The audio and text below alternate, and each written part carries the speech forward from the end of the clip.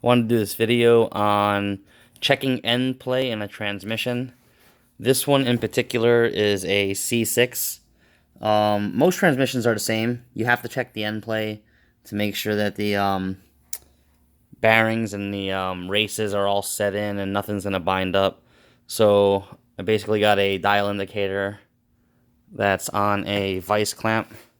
It's an invaluable tool. I mean, it'll help you with everything. So I got it base set at 0. You want to find a good spot down here to pry between the case and the shell. And you want to pry up. You don't got to force it. Just pry up. And you see it's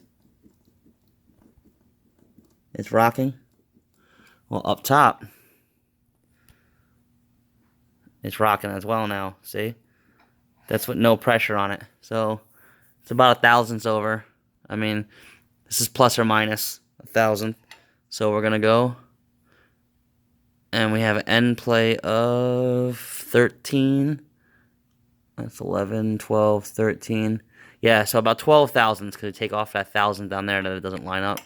So we got 12/1000ths, and the end play for this transmission is anywhere between 8 and 42, I believe. So it's a little on the tight side, but this is going in a racing engine, so it'll be fine.